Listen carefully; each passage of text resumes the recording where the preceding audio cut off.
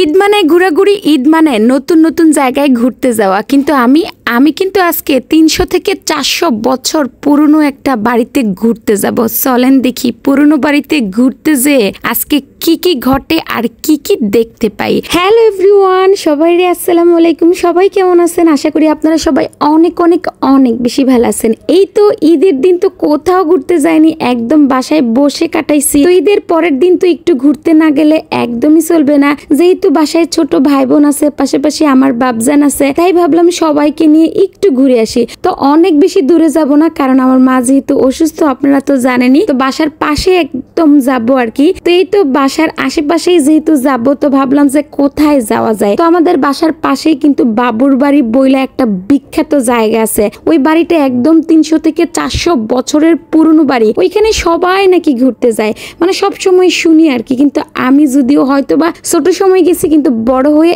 এখন পর্যন্ত যাইনি। তো ভাবলাম যে আজকে যে দেখে আসি ওই বাবুর বাড়িতে আদৌ কি আছে। এই তো এসেই দেখি এত বড় বড় দিঘি, তারপর চারপাশের জায়গা তো অনেক বেশি সুন্দর, প্রথমেই আপনারা দেখতে পাইছেন। আর এই তো রাস্তার চারপাশেই কিন্তু একদম মানে বাচ্চাদের ছোট ছোট খেলনা, অনেক জিনিসপত্র নিয়ে সবাই বসে আছে, পাশাপাশি মজার মজার খাবার। এত মানুষ যেহেতু এখানে ঘুরতে আসে, তো মজার মজার খাবার না থাকলে তো একদমই চলবে না। খাবার যদি না থাকে তাইলে কি আর কোথাও যে মানে ঘোরার কোনো মজা আছে?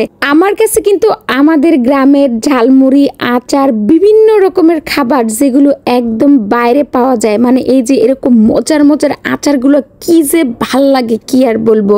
ঢাকায় যেগুলো পাওয়া যায় ওইগুলো আর এরকম গ্রামের আচারগুলোর মধ্যে কিন্তু অনেক ডিফারেন্ট থাকে। যাই হোক, আচারের কথা এখন বাদই দেই। এই তো চলে আসছি কিন্তু বাবুর বাড়িতে।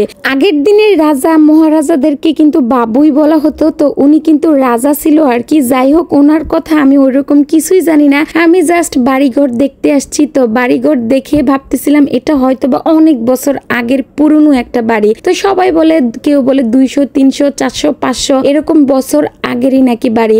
তো আমরা আস্তে আস্তে একদমই সন্ধ্যা হয়ে গেছে, যেহেতু বাড়ি থেকে অনেক দেরি করে বের হয়েছিলাম, তো ভাবতেছিলাম একটু ভিতরে ঢুকবো, কিন্তু না, পরে আর ভিতরে ঢুকা হয়নি, কারণ আবার ভয়ও পাইতেছিলাম যে ভিতরে কি জানি কি আছে। আর যেহেতু একদমই সন্ধ্যা হয়ে গেছিল, এই জন্য কিন্তু অনেক বেশি ভয়ও পাচ্ছিলাম। যাই হোক, আমি এই তো বাসার নিচে যে একটু দাঁড়াইছি, আর এই দিক দিয়ে তো আরাফের বাবা চিল্লাচিল্লি শুরু করে দিছে, বলতেছে এত বছর আগের পুরনো একটা বাড়ি যদি ভেঙে তোমার মাথার উপরে পড়ে তারপর বুঝবা ঠেলা। যাই হোক, আমি আবার ভয়ও পাইতেছিলাম যে সত্যি তো যদি ভেঙে যায় তারপরে কি হবে। এই তো বাসা তো একদমই দেখেন কি অবস্থা, শিকড় টিকড়ে ভরে গেছে, মানে গাছ হয়ে গেছে। বাড়িটার মধ্যে একদমই গাছ হয়ে গেছে। কত বছর আগের পুরনো, যেহেতু এই বাড়িটা তো গাছ তো হবেই, এটাই স্বাভাবিক। এই তো এই দিক দিয়ে দেখি ওয়ালের মধ্যে কারা জানি আবার লিখে রাখছে টিকটক নট এলাও। যাই হোক, এই তো বাড়িটা কিন্তু আসলে অনেক বছর আগের পুরনো, আর দেখতেও কিন্তু অনেক বেশি ভয়ঙ্কর আমার কাছে মনে হইতেছিল। মানে রাত্রেবেলা যদি এখানে কাউরে ছেড়ে দেওয়া হয়, মানে না জানি কি হয়, এরকম একটা ভাব আর কি। যাই হোক, সবার কাছে কেমন লাগলো এত বছরের পুরনো বাড়ি দেখে সবাই কিন্তু অবশ্যই কমেন্ট করে জানাবেন। সবাই অনেক অনেক অনেক বেশি ভালো থাকবেন। আল্লাহ হাফেজ।